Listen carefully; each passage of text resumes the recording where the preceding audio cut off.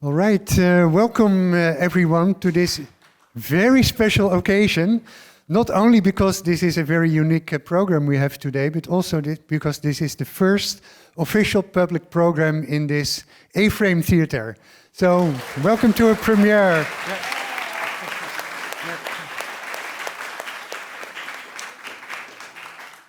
And I couldn't be happier than to celebrate that occasion with our current guests. I promised you a very special program, and that it will be. It is a program in conjunction with our exhibition, Visions of Transcendence. You might have seen something of it on your way to the building here. You walked through it. If you didn't have a chance to check it out more in detail, please do so after this program. I can assure you it's worthwhile. We also did a series of programs related to that exhibition. This is actually already the 9th of that series, and I'll just mention a few we did before. We did a panel discussion with the founders of Prison Art Collective and Yuma House, two organizations that support artists in prison. We did a speech and interview with Nadia Tolokonikova, who is the founder of Pussy Riot. Maybe some of you have heard of it, the Russian feminist and political rock group. Nadia is also represented with a series of 5 works in our exhibition. And exactly 3 weeks ago, we did a conversation with Susan Burton, the founder of A New Way of Life. Exactly. And you will hear more about that organization also today. So today we are going to premiere a film screening followed by a discussion with the different participants. And I would love to start with introducing the first 3 speakers. First of all, we have Sherrick Enriquez, who is... Sherrick, hi.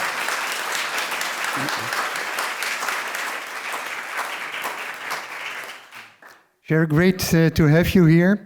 Sherrick is a visual artist from Belize City who was raised in Los Angeles. His artwork is deeply influenced by his multicultural background, starting from his experiences in Belize and further shaped by the diverse culture of Los Angeles. Enriquez currently serves as the artist in residence for A New Way of Life and the Los Angeles County Justice, Care and Opportunities Department, and we'll hear more about both of those organizations in a bit. Through his work, he champions the mission of art becoming a beacon of hope and transformation. The second person I want to welcome and ask to come join us is Eliyas Hamid-Allah. Elias, where are you? Yeah.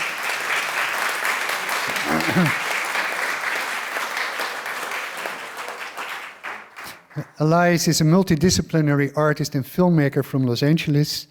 Blending storytelling, creative directing, and music, he creates innovative work that challenges and inspires, crafting impactful content that resonates with diverse audiences.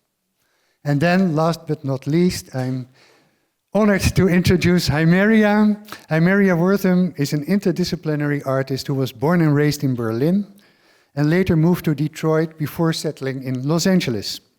Her artistic practice delves into critical examinations of social and cultural issues, working across the realms of dance and experimental film, informed by ethnographic and sensory cinematic practices. Experimentation plays a crucial role in her creative process, and she weaves together stories that are visceral, deeply personal, and universally resonant. And actually, I got to know Himerria through the time you were a lead dancer at Heidi Duckler Dance, and we became friends and stayed in touch. And when I heard about your current research project, I asked you if it were possible to turn it into a program for the Wende Museum, because you are not only a very dear friend, but you're also beyond amazing. So I knew that would be very special. And as the first step, before we go into the discussion, we are going to view the film, and I wanted to invite you to say a few words about it. Thank you so much, Joel. Yes. Thank you so much, everyone, for being here and supporting us on this really amazing day as we get to share, movement and feelings and film with you, okay? We got together about 2 months ago and decided that we'd like to make a film based on a program that I wrote during my master's program. The special part about this film is that everything that you will see was created through experimentation.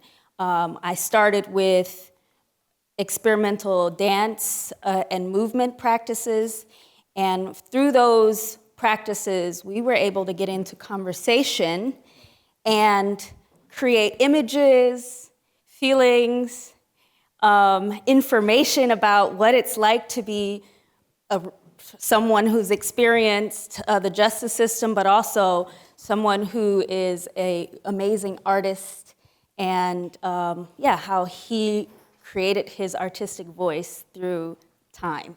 So, without further ado, thank you all for being amazing collaborators. I hope you will become collaborators today with us and enjoy this process of discussion and art and humanity. Thank you.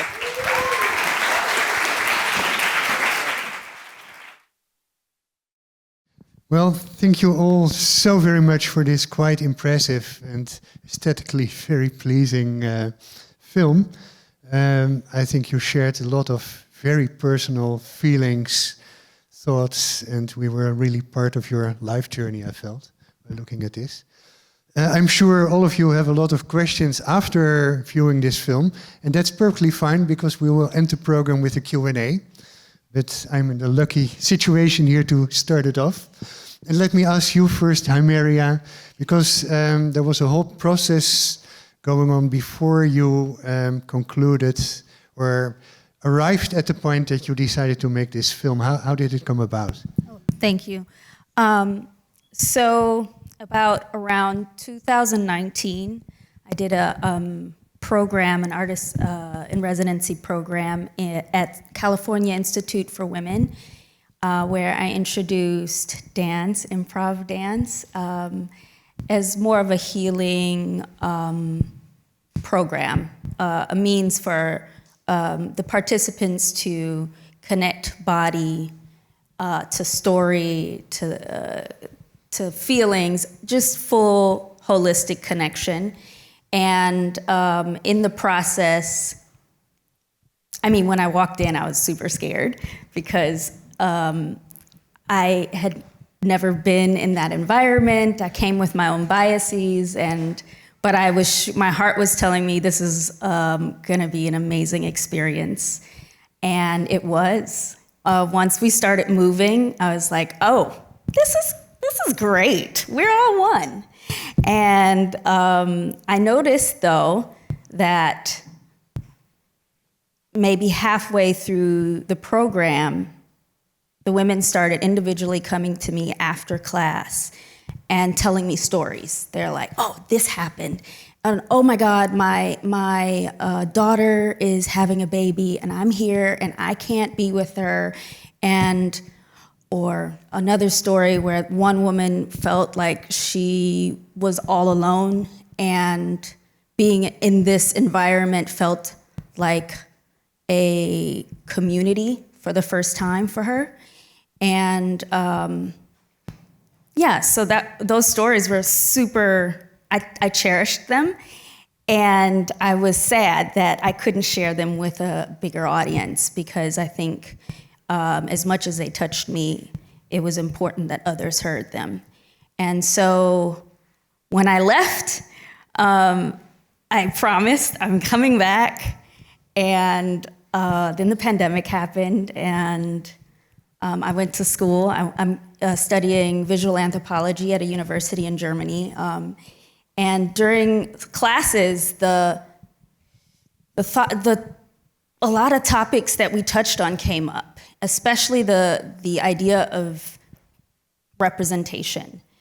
How do we represent in field work someone else, their authentic story, without including our own story or translating it?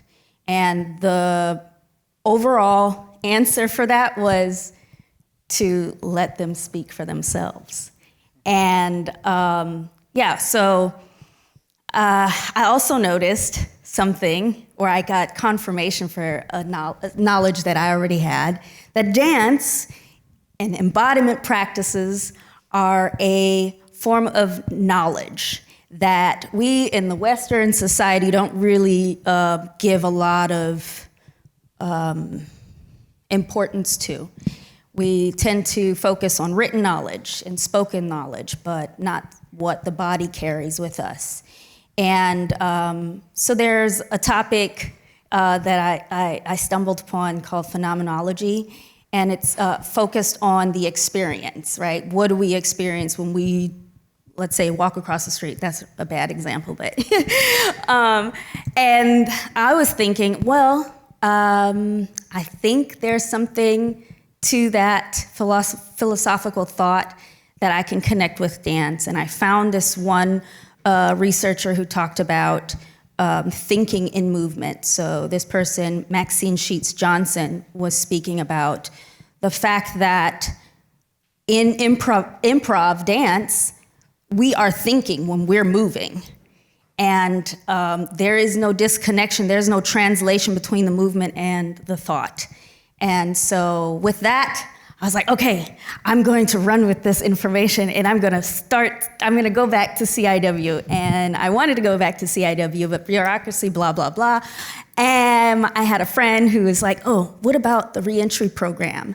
I know one, you should connect with them. So I found Another Way of Life, and they were extremely inviting and willing to help me find some people who might be interested in playing with me, because I call everything play, because play is important in life, that we continue that and find knowledge through play. And so we found each other, and I don't know if you want to talk a little bit about like that first introduction, or if you have some thoughts on. I'm still in my head. So when I met Himerria, it wasn't supposed to happen, I guess. I wasn't the person she was looking for. I just so happened to walk into a meeting and I was given advice I think could work. And I'm assuming when she left, she realized, like, wait a minute, this dude is an artist. He's formerly incarcerated. And I painted this picture, right, to where I gave her a vision and direction, and I didn't really know what that looked like, to be honest, but, as we started talking towards the project and I realized movement was involved, I'm like a nerd, I'm always researching, and movement is important, right? It's therapeutic, it allows a person to connect with these emotions that I was running from. And as much as I thought, I want to say I processed, my trauma, I didn't. And I realized that, we worked on this thing for 8 weeks. First of all, the film is not scripted. Everything you guys just saw was like, it happened in the heat of the moment, us just trying to figure out how I could connect with the space, right? And as an artist myself, I'm like, wait a minute, my job is to create, like, what if we tackle this thing in such a poetic way? Like, it doesn't have to be poetry, but we're all artists here, right? So we all look at stuff different. And before I drag, I just wanted to say I had a hard time giving not only Himerria, but Eliyas these movements. And I realized the movement I wanted to do wasn't who I am today. And I wanted to be myself, so I wanted to talk about my sister and my family in prison itself, because if I didn't, I hate to say it, right, but if I didn't go to jail for 8 years, I don't think I would be in the position I'm in today. So I could talk about that stuff later. I'm sorry, I think that's great. Enough. Thank you. Yeah.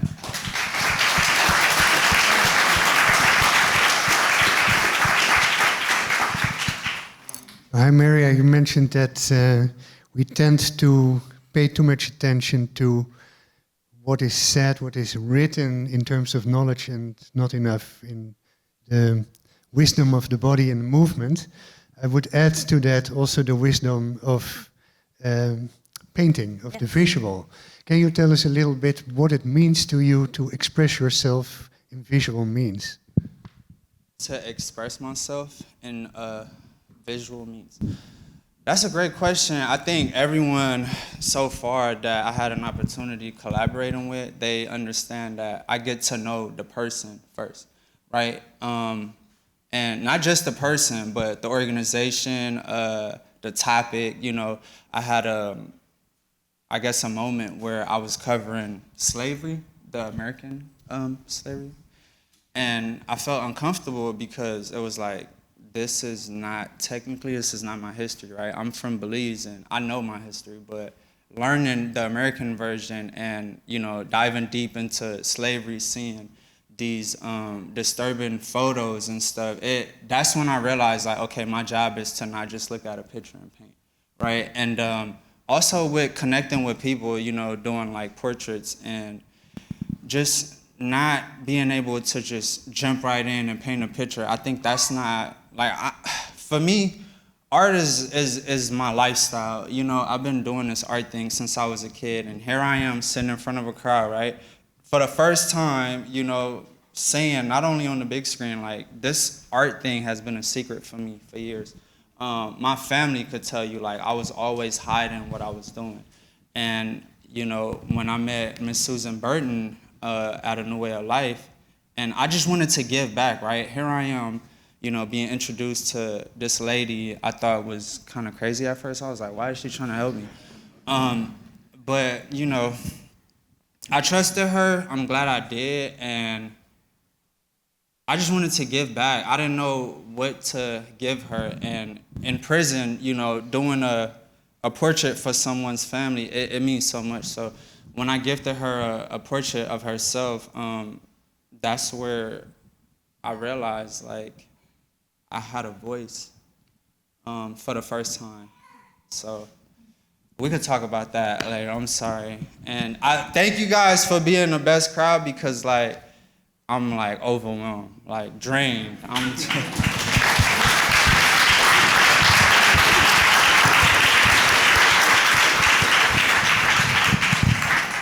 We are super happy to have you here. Eliyas, can I ask you how you got involved in this project and what it meant personally to you? Yeah, so me and Sherrick have been friends since we were all kids. We had like just a group of us. Akbar's in the crowd, one of our homies, Jason too. So we've always been childhood friends growing up. Me personally, I grew up as a photographer, and I've always had a knack for being in the arts. So that's kind of been a part of my DNA naturally coming up. And when Sherrick, I knew when Sherrick got out of prison that he was focusing more on his art and doing things with different organizations. So when he kind of came to me with the opportunity, as we started to kind of like rekindle our relationship, it was just a no-brainer. This is kind of like a full circle moment for me, because we've always talked about doing things like this. So he brought me on to the project, and at first, of course, I had a little like speculations as far as like, okay, I know this is what we're doing, we're meeting at this time, but like, what are we doing for real? Like, what's going on? Just being in the mindset of somebody who's behind the camera, right? But after being able to like see things pan out, and you know, being a filmmaker, trying to learn how we can turn this thing and showing the process of it, that's kind of how I was brought into it, yeah. And what it means to me, it means everything to me. You know, this is my best friend, and I love him to death. So it kind of just, it was a no-brainer, and it was just something that I knew that I had to dive straight into. And it was, you know, between the three of us, I know it seems like something that definitely was like a small project in the means of like just us pulling together our own resources, but it definitely is a big project in terms of like the message we're sending, how we're tackling reentry, and how formerly incarcerated artists like Sherrick can use art in order to, you know, heal and further go through the reentry process. So yeah, thank you.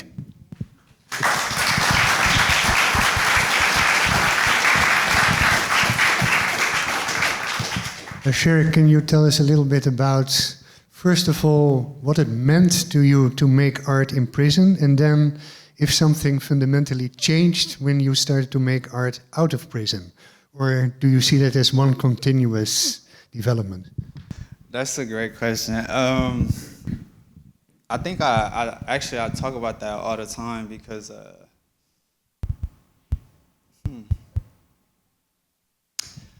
okay, so art in prison, it's like most people, you know, they find a hustle, right? They learn to cut hair, draw, tattoo.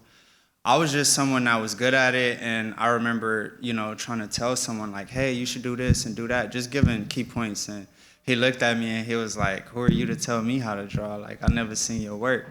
And I got offended, and I was like, bro, look at that, right? But yeah, so I started talking to Nazi. He's Elias's older brother. And I was telling him, like, man, I got to start, you know, drawing a little more and sending stuff home. And I started to draw my family at first. I started with a portrait of my sister, right, that passed. And I sent it to my brother. I just wanted to give the family something that I did, right, something that was original, something they could hold on to. And then I did a picture of my brother and then my mom, and then it just kept going. And next thing you know, other people start asking me to do stuff. And fast forward, it was like I got excited, right? Just finding a time to be able to just listen to R&B music and draw and just zone out, because like the prison space, you never know what you're dealing with. Every day is something different. And you know, when I finally, I guess, came home, I had a plan. I didn't know it would look like this. I enjoyed doing art, like, while I was at Amity. Nasser, where you at? He's back there. That was my roommate, one of my best friends. Nasser kept motivating me, like, hey, man, just, you know, like, stay in your program, bro. Just go to work, keep working out, keep drawing. Don't feed into, like, all the temptation at Amity, because here we are, you know, on an ankle monitor, and anything we do could get us sent back to prison. So, by the way, I was the first person they sent to a reentry program in LA County with 2.5 years left to do in prison. And they didn't believe in me, but I made it, so, yeah.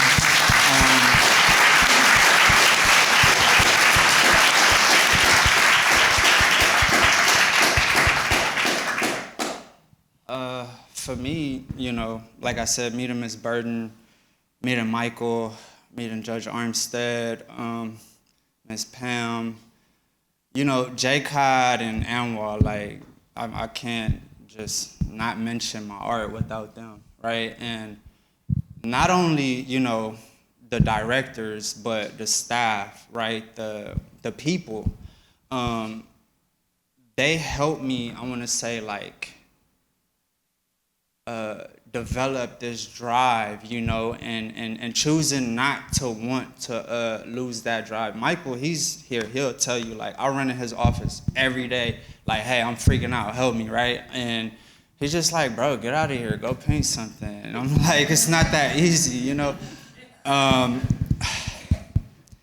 Yeah, just having people like them, you know, support me and tell me, like, hey, like, this is, oh my God, words can't explain. And, you know, having people talk about my art the way they do now, it's like, it's definitely motivational, I guess, you know, being formerly incarcerated and knowing that my art is a voice for the voiceless. And when I say that, I mean people that are still in prison. I'm trying to use my art as a way to help advocate for them, right? Because they gave me a chance and literally looked me in my face and told me, like, you're not gonna make it. And I did. So I want them to give other people a chance. And there's other men in here right now as I speak that I was locked up with, and they're all pretty successful at this point. So that's a blessing to see. I know I don't say it enough, but I appreciate y'all also for not, like, losing. You know, it's hard. It's really hard learning the transition. So I'm sorry. I think I answered the question. Yeah. Answered it very well. Himerria, I can imagine that when you start such a project, you have certain expectations. But let me ask you, after finishing this film, how did it completely change your life?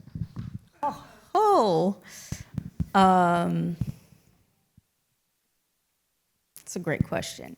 It did completely change my life. I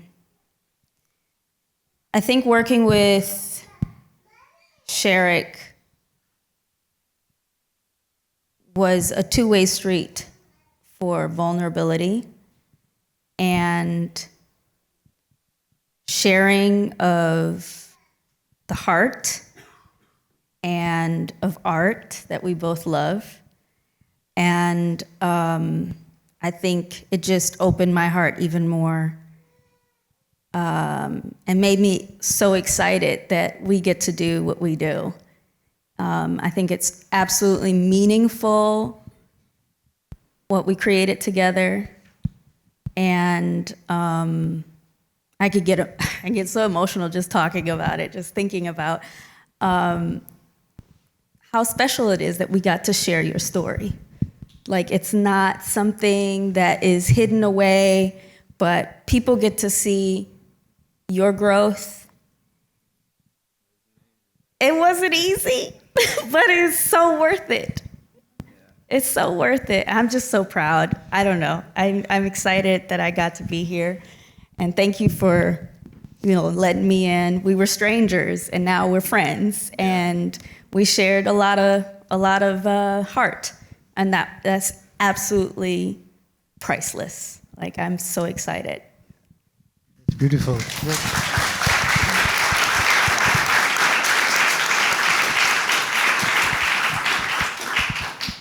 And it seems a bit strange now that you mention sharing a heart that I'm going to move away from you, but that's not psychological. It's actually to welcome two special guests, extra guests we have. Can I ask Judge Armstead and Michael Tower to join us here?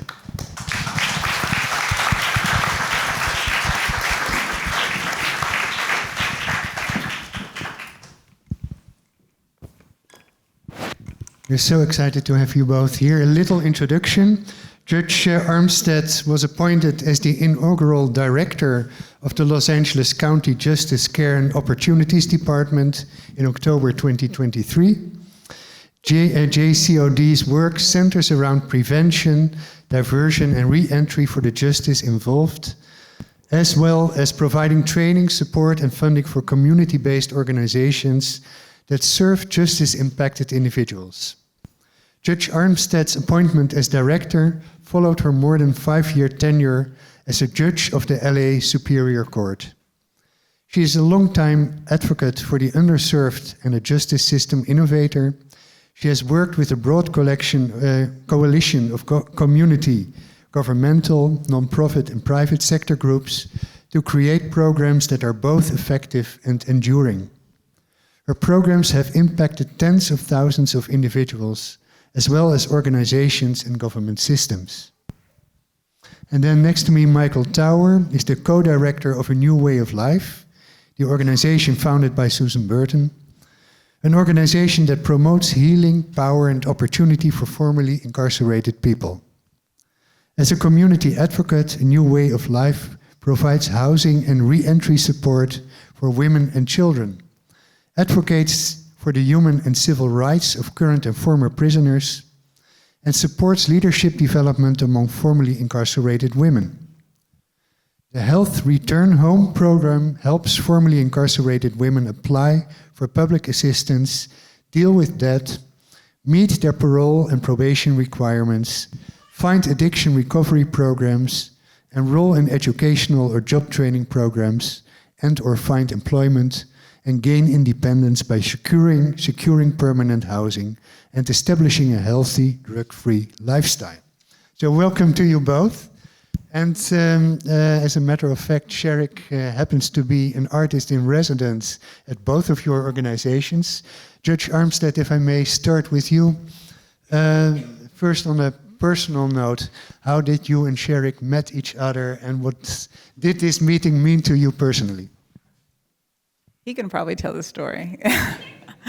So I'm a little overwhelmed, but we met at the show at the gala, December 3rd, right before. Okay, so the show was December 3rd, and I was scheduled to parole December 18th, so approximately 2 weeks after. And I was just standing there, from what I could remember, and then Judge Armstead just kind of walks up. She's looking at the paintings like, hey, I'm assuming you're the artist. And I'm like, yeah. And then I began to cross-examine and interrogate, because that's what I do well. Yeah. But she fell in love with the healer piece that I did. I wish I had it today.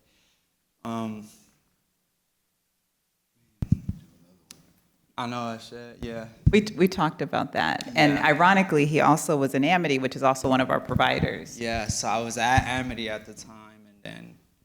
And actually, Nasser, you can come sit in my seat. You don't have to be in the back. Come on. Nasser, get up here. Yeah, come sit. You can come sit in one of our seats. And so in our program, we fund a lot of nonprofits and community-based and faith-based organizations that help folks with prevention, diversion, and reentry, a new way of life. We have partnerships with them. We have partnerships with Amity. And so that was our first encounter. And we got information. And Nasser was there, too. And a bunch of other people were there. So Doug was there from Amity. There was all kinds of folks there. And so we talked and we connected. Personally, I'm committed to people living their gifts. I believe that if everyone has the opportunity to fulfill whatever we're all put on the planet for something, and I feel like we have the opportunity and the support to do the thing we're put on the planet to. I feel like we'd have a very different world. It'd be, we wouldn't have the struggles that we have. And so in any place that I can empower people to live out whatever their gifts are, I want to help them live out their gifts. And so that's one of the reasons that I left the bench to create the department that we have in the county, the youngest department in LA County now. And his gift is like so obvious, like it's a very easy gift to identify. It doesn't take any work to look at. And we had never had an artist in residence. And I'm like, I got some money, so let's figure out how we can make this happen. And we also want to make sure people have benefits and, in our contracts as well. So I'm like, what do you need? How to, right?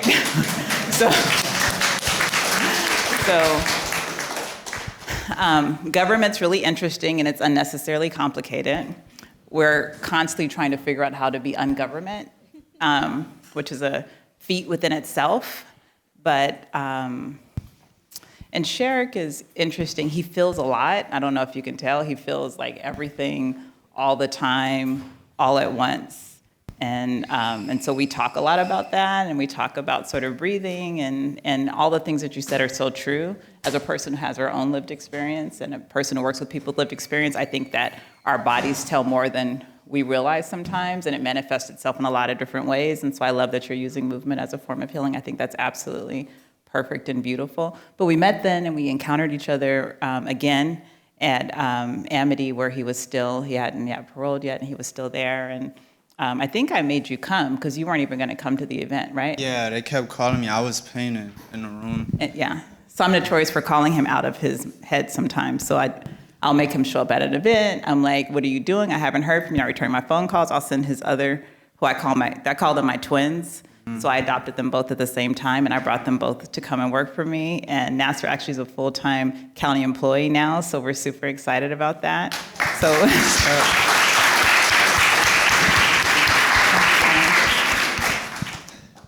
But I feel very grateful and blessed. So that's how we met. Thank you. And I have to say, it's not every day that I meet a judge who is so full of compassion and ideas about reentry and support for former incarcerated people. Can you tell us a little bit about your personal journey and how you got where you are now? That's a whole nother story. But let's see. The short version is I'm an LA native, sixth generation Angelino. And I know a lot about systems. I think that's a short way to say it. So in elementary school, I was in the foster system. As a teenager, I was a runaway. I was unhoused for a period of time. I believe a lot in, I don't even know if you guys even know that part of my journey, but I have had a lot of people throughout my journey who I didn't even expect to show up for me. It was never the person I thought who was supposed to show up. It was never the place that I thought was safe, but a lot of people provided safety and help in spite of all of the other things I was also experiencing.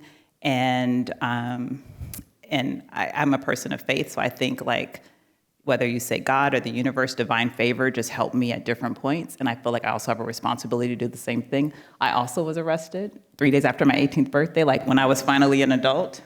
And I went to court in Compton, and I'll never forget, my public defender told me to take the plea and go to jail, and I was like, I don't do jail. And so I told the judge I wanted to represent myself, and they kind of made fun of me. And as a judge, we're told not to encourage people to do that. Like you shouldn't do that because you don't know the law, you can't represent yourself well. And I did. I'm also dyslexic.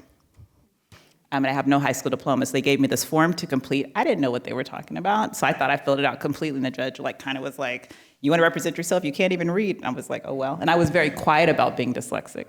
You know what I mean? I went from honors and gifted classes to special ed, and it was just, and all the other things I was experiencing. 12 schools in 11 years, that kind of experience. And so I did represent myself. I did not go to jail. I did plea, I did community service, whatever, and I had to figure it out. Ironically, I was a prosecutor before my case was expunged, because I didn't know how to expunge a case. But I just think, like, if I, who can be, appointed to the bench by Governor Brown before I'm 40, can, be in that space, and I feel like people can pretty much do anything, and so whatever barrier I can kick down, door I can run through, window I can open, I'm gonna do it. However long they let me be here. And when I'm not here, I'll be somewhere else, and it will be okay, and someone else will be able to continue to carry the baton. That's my responsibility. That's just how I look at it. So.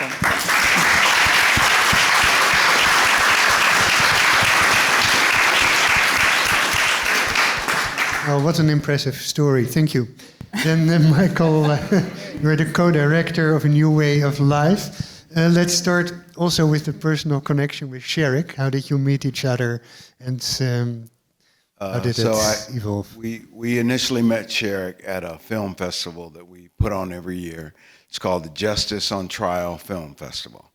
And we invite agencies. We invited Amity out, and we invite a bunch of agencies out to come see the films. It's exposing injustice, exploring solutions. So all of the films are related to that. And so, Sherrick came out, and that was when Ms. Burton, said, she was talking to everybody, and she said, I want to hire, I'm going to talk to him. And I guess Sherrick did kind of think she was crazy, because, she just come up and she's like, I want to hire him. The first thing she said, she was like, oh, you look like my baby. And I was like, what the hell?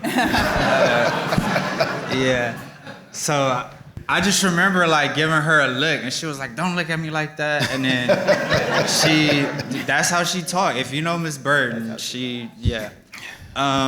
so she talked me into doing the virtual reality thing, and I was like, okay, cool. So I tried it, but it starts off with, you get off the prison bus, and then you go through processing, and then I start freaking out, right? I'm like, can you take this stuff off my head? I could smell the peanut butter. If you've been to jail, you know what I'm talking about. And I'm like, yo, here I am, right? Fresh out of prison, my first outing, and they're pretty much putting me back in that space. And so she was like, no, just keep watching. And then eventually we ended up at the beach, and I was like, oh, I've never been to the beach, and I can't even remember the last time I've been to the beach. And she promised me she would take me, and I was like, yeah, whatever. I don't even know you. Yeah, right? And so the next day, it was a 2-day event, if I'm not mistaken. Right. It was Saturday, Sunday. And I went back to Sunday, and then Miss Burton, again, is trying to drag me into a conversation. She's like, no, you should think about it. You seem like an interesting person. And I could tell, okay, based on where the conversation went, eventually she told me, I knew you needed help. You could see it in your face. Judge Armstead, same thing. She pulled me in her office, hey, so what happened, right? And I'm like, not right now, but these people, Michael, Judge Armstead, Himerria, Eliyas, everyone in here, right? I'm sure there's been a vulnerable moment I had with you guys since I've been home, and here I am learning how to do that all over again. And Michael, you know, you have been a huge part of that. So I just wanted to add that before you end up telling the story. I mean, you know, I'm humbled to hear that. Just don't tell the, you know, but hot sauce He said, story. don't tell the whole story. No, the hot sauce story. Yeah. Me and hot sauce, we good friends. Yeah, so, you know, Susan saw something in Sherrick. So one of the reasons she hired Sherrick, ultimately hired Sherrick, was because she knew he was at Amity. And she knew that at Amity, he would, you know, wouldn't be able to do anything. He'd just be this doing nothing all day or whatever, doing program what they tell him to do. And so she hired him as part of our maintenance department. And so to get him away from Amity, you know, and it was part-time at first. And then when he said he did the drawing for Susan, and it was pencil, and she was gone, and she came back, and it was on her wall. It was framed, and she has dreadlocks, braids, and the detail was just amazing. When you look at it, you think it's a picture. It's that tight. And so Susan was like, we got to get this dude some paint and some canvas, and that's what she did. And then, you know, his roommate, we hired his roommate, so we hired him first. No, I know. I'm good at following directions. But yeah, you know, we hired Sherrick, and you know, we'd have conversations. He'd come in, he'd be freaking out. There was something that we did one time in our communications department during Black History Month. We would do a post on an old artist and a new artist. And so one of the posts was Langston Hughes and Kendrick Lamar as poets. And so that's one of the paintings that he did. And that was one of the paintings that I didn't really even know. Because I had talked to him, I said, you got to do Pac, you got to do, you know. And that painting came from that conversation. Yeah, and then I was like, and then he said, yeah, right down the middle, Kendrick and Langston. And it was just, you know, and we just have conversations. I just wanted to, you know, he'd come in and I just kind of talk him off the ledge, you know, calm him down, tell him breathe, it'll be all right. Yeah. And I didn't know I was having any type of effect on him, but I'm humbled. I appreciate you. 3 weeks ago, we had this interview with Susan Burton, which hopefully will be up on our YouTube channel this coming week. But since we already discussed a lot about the organization, can you maybe tell us what you are personally most passionate about for a new way of life? So when I came to New Way Life, I was coming from a whole nother side of doing accounting. I was, you know, doing payroll and got laid off, financial industry, and laid off when the market crashed and had to reinvent myself. And it was funny because I was working at a nonprofit, and Susan had sent out a listserv looking for somebody to help her. And they asked me if I knew anybody, and I said, yeah, me. You know, because I was working for them one day a week. And then it was a whole conversation about conflict. I said, yeah, whatever. And so I ended up going to work for Susan, and I didn't even know what they did. I started out one day, and then it was 2 days, and then it was, you know, as she got more money, and I started to learn what the organization did, because when I came there, it was getting the books to match what was in her head and to match what was on the bank statement, because she knew what was in the bank from calling the bank and knew this was going to work for another 2 weeks or whatever. And so, amazing woman. Let me just say that first. And so that's what has me so passionate kind of about A New Way of Life is Susan Burton. And then I started to find out all of the stuff that we do. I mean, you named all that stuff that we do, and we do even more now. We do family reunification services we're like one of the only agencies in Southern California that provides the service in all 3 of the courts. And we're getting ready to expand that, and we're getting ready to expand possibly outside of Los Angeles. And it's just trying to keep up. That's why you got to have 2 co-directors. That's why Pamela, the other co-director, is here. But it's just the supports that we offer to the women coming home from jails and prisons, and the leadership development. We had the opportunity to land at Doors when Doors first opened up, developing opportunities, offering reentry solutions. Now it was through DHS now, or ODR, and now it's through JCOD. So we were one of the. They wanted us to come in. They offer all these services. It was going to be a one-stop shop for reentry, and we offered the reentry services. They have all these other different services. LAFLA was there, Legal Aid Foundation of Los Angeles, and Department of Mental Health, and Chrysalis. They offered all these different services, and so we were part of those services. And then I get to meet Dude.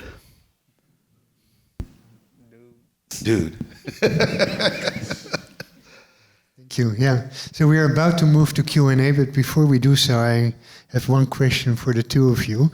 Could you let us know how you responded to watching this film? It was, I was just in awe. I was just in awe, soaking it all in. You know, recognizing some of the, I was like, I didn't know that this building D could be so bright. Yeah. You know, and that's one of the buildings where we are, and it was beautiful. It was beautiful. I was like, where is he walking? Where is this hill? And then where is this ocean and this rock? It was great. It was great, and hearing him being as open as he was, because he is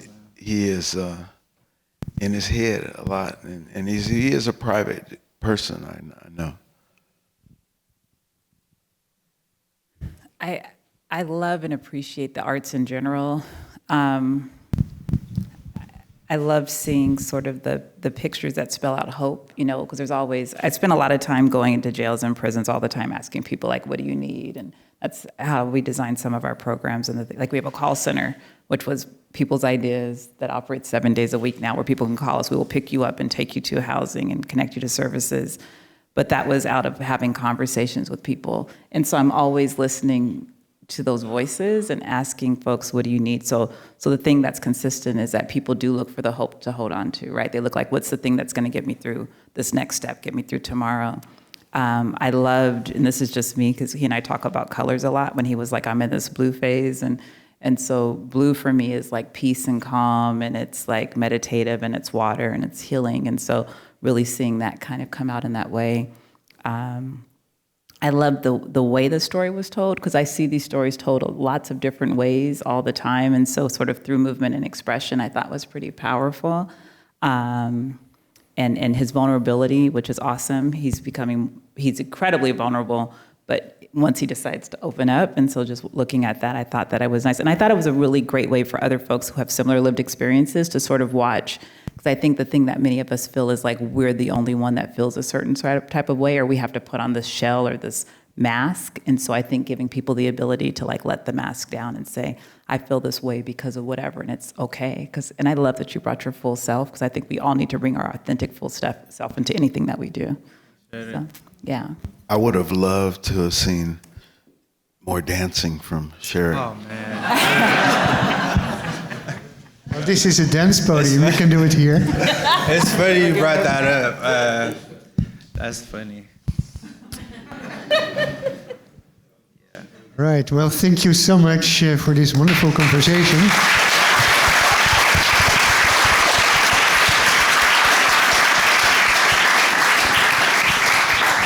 And I think one of my colleagues is walking around now with a wireless mic. There's a question over there, the lady in pink. First, I'd like to say thank you. It was such a moving piece of art, because that's what it was. It was like the flow of it. It was actually for me like poetry. But I had to step out because Susan called, because her plane was late. She wanted to call in at 2 to say congratulations and say something, but her plane, they were late landing because she's on her way back. And I wanted to ask you, Sherrick, 2 questions. In your lifetime, when you knew you created, did you ever think that you would be famous where you're going? No. No. Okay, so when at the gala, when they auctioned off your picture for $3,000, what was the feeling for you? If you watch the video, I think my face said more than enough. And then I could remember Natasha sitting behind me, and she kind of gave me what I needed in that moment, right? She just like kind of pushed me on the shoulder, like, hey, like, proud of you. And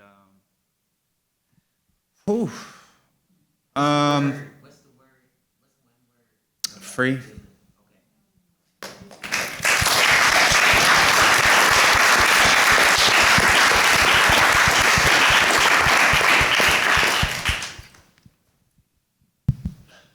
Other questions?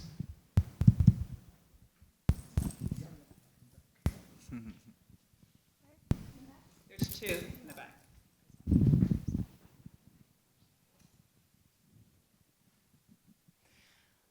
Sherrick, I met you the first time at the gala. Yes. I was one of the individuals who pushed that price up to $3,000 and regretted not walking home with it.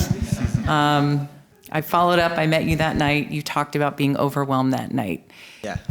You said today that this was an overwhelming experience for you. Yeah. Does this new life that you have now and your role as an artist, does it feel real yet?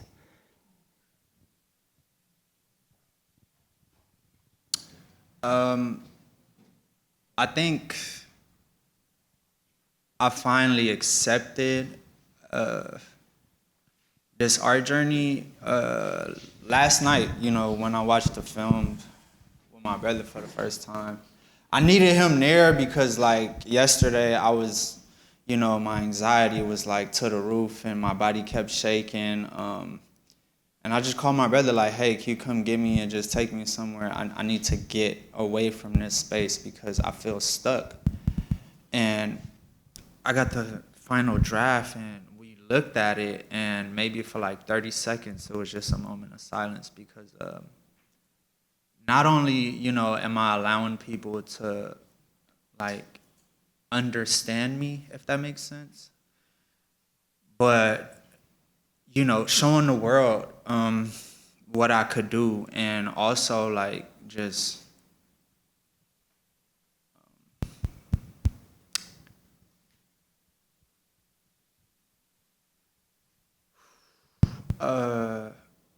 I think hearing my sister's voice is what gave me the clarity I needed as this new journey begins. So that's why I ended the film like that. And also, Caitlin, you have been like super supportive the past couple months. And I think I would reach out when I can just to let you know, like, hey, I'm not feeling okay today. Like, can you just help me out, right? Because I wanted you to understand, like, like my art is not just me drawing a picture or painting it. It's like I really, really have to, like, connect with what I'm doing. And we're doing something, right? We're getting ready to walk into something. But, yeah, to answer your question, the film is what gave me the clarity I needed. So, yeah.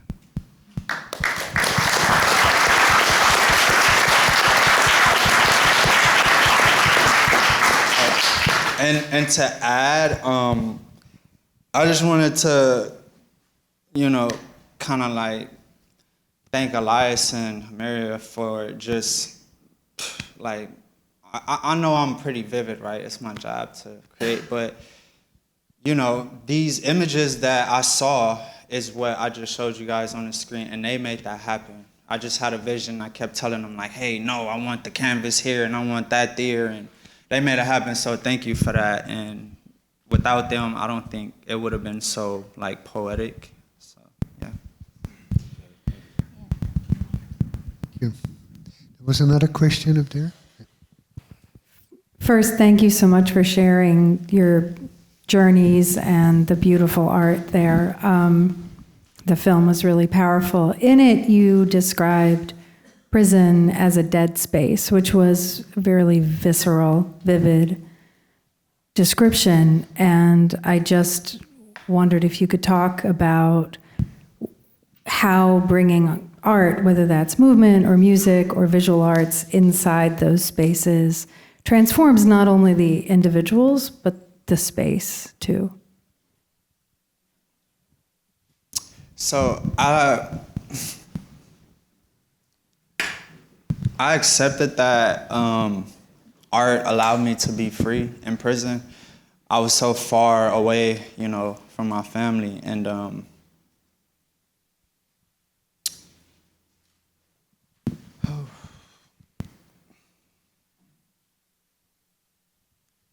it's like when you think of prison, you know,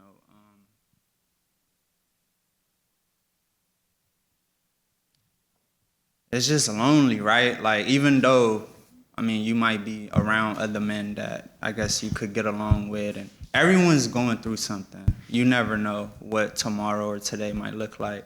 We all try to stay in the moment. We all try to, you know, like, not, like, in prison, we're not allowed to be vulnerable. It's not a place where you get to talk about how you feel and why you feel the way you feel. So as an artist, I had to, you know, create and produce art in my cell, but I was hiding it from my cellies, right? Because I'm like, I don't want them to see this and be like, oh, what are you doing? Or I didn't want to, you know, force them to have to, like, talk about it. It's not a space where you get to be vulnerable. You get off the phone and, you know, your family could be having a good or bad day, but what is it gonna do for you, right? Because when I say prison is dead, I mean, like, you never know, like, what someone's going through.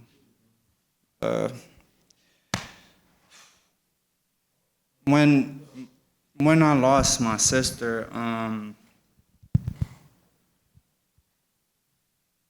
it's like, as much as I wanted to be mad, right, and just kind of like forget about, you know, everything, it was just like, I knew, like, my family it was like a cry for help. They kept telling me, like, oh my God, how are you doing? How are you feeling? You know, you don't have the support, you're by yourself. But just knowing that they wanted me to be there, I guess, is what kept me, like, positive and focused. And that's when I pretty much told myself, like, whatever it takes, I just gotta go home. And I'm sorry, these thoughts is.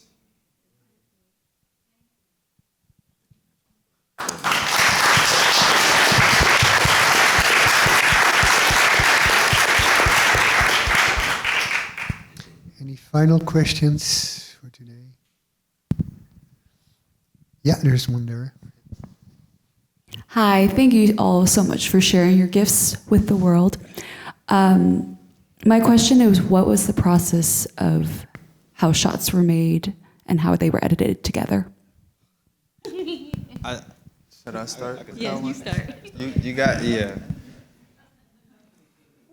So this wasn't something that was scripted at all. This usually, when people start these type of things, like, it's a lot of, like, work that you do ahead of time before you even get to the location and you start shooting and things of that nature. So we kind of just went straight into it, and the process was something that definitely took a turn. But just like making art almost can be something that is difficult at times. You know, a lot of people, we all enjoy art, but a lot of the process of it can be either painful or, like, you know, hard to get through. So I co-edited and so did Himerria, and it was just interesting and fun, and obviously it kind of turned out to be something beautiful that we ended up being able to fuse our two ideas and kind of just like make it into one. So the process was interesting for me too, because I'm behind the camera for the most part, aside from the car scene where we set up the car scene, and being how I was behind the camera, I was able to see the process of it being something that was cocooned, right? And then eventually, flourishing into this beautiful piece that we have here. So it was amazing in that way. I don't know if I answered your question. I'll let Himerria answer her part. No, thank you. It was very much like a journey. Yeah. The beauty of improv is you don't know what's going to come.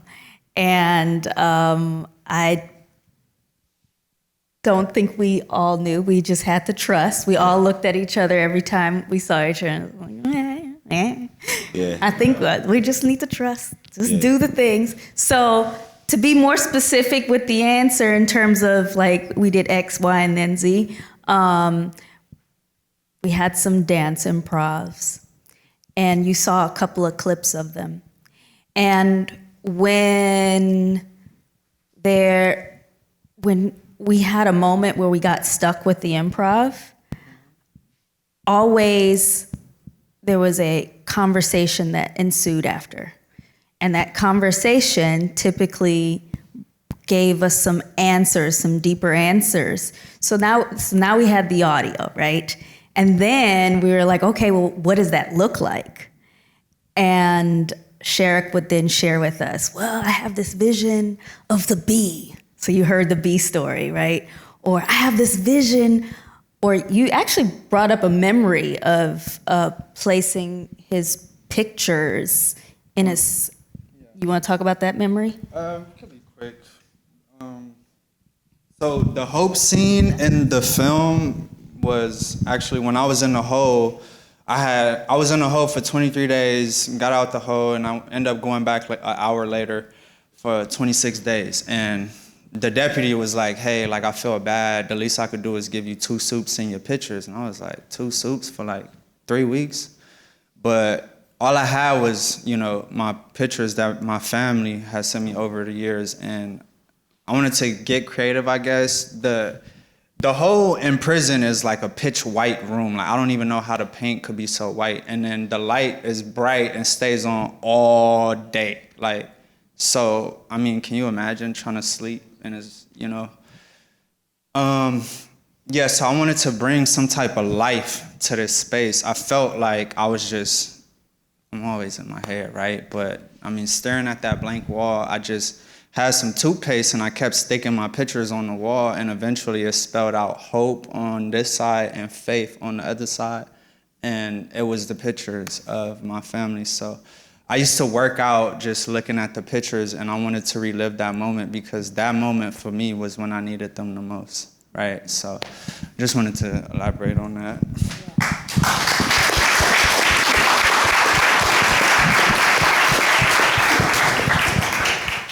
So he gave us great stories, and then we were like, I think we could do this. We were able to film at Another Way of Life, Montebello, their Montebello location, and it's gorgeous. There's a whole garden in the backyard, or in the back, and there are these buildings where I don't think you have used a lot of them, of the spaces, but we saw gold in these spaces. I mean, that hallway with the curtains, I was like, oh, well, what do you feel here? Yeah. And that's the question that brought up this movement that we saw. It's almost like the processes of talking through it through the whole time kind of almost set up our settings. And we had these conversations in a way where, we spent a lot of time talking about how Sherrick was feeling and going through these motions. And based on those, we wanted to show how that physically can like go on screen. So that's kind of the process, the way we took as far as like bringing it to life. He's in empty rooms looking for different things, maybe unanswered questions. And there's also scenes in the short film where there's multiple versions of him in one frame, and we wanted to kind of show that aspect too, because just like anybody else, we all have duality as far as the things we deal with especially things like this. So that kind of, the processes of being in the studio and going through that kind of help us set up the shots, really. Yeah. Thank you. So every beautiful program deserves a fitting conclusion, and today's fitting conclusion will be provided by Judge Armstead. I'm going to do, I guess, a shameless plug. Can I just say one thing real quick? What's so profound about you being here? Do you know what's so about you being at this museum? When you send me the pictures? Yes. Yeah. So I came to your exhibit months ago. Yeah, and she came here, took some pictures of the art and sent it to me like, hey, this is pretty cool. And I looked at it, I was like, I should go check it out, right? I never made it, but now I'm here. I'm like, this is great. Is that crazy? Yeah. I think just to say how all things work intentionally, even when you don't expect them to, right? I'm like, there's this really cool exhibit dealing with art and folks who've been incarcerated. And I'm like, look at this. And then look, he's here doing, I mean, you can't make this stuff up, right? But in conclusion, he will have an exhibit at the Japanese American Museum as part of our summit on October 17th. We'll have 12, 15, how many pieces do I have? 12 to 15 pieces? At least 12. At least 12 pieces of his work. Some of them are really cool because it's gone from just paint to sort of being multimedia. So you'll be able to see sort of like different things. So it's going to be pretty cool. And it's going to be part of an all-day festival really dealing with sort of restorative practices. And it should be a mix of a bunch of things. And Nasser brought flyers, so I think they're outside. Everything's free. Food's free, activities free, conferences free. Yes, we only do free. But he'll also have his stuff on display, and he'll be there all day. I just wanted to plug that. Fantastic, yeah. I couldn't have imagined a better and more beautiful program to open this building here than we had today. Thank you so much, and please enjoy the reception afterwards.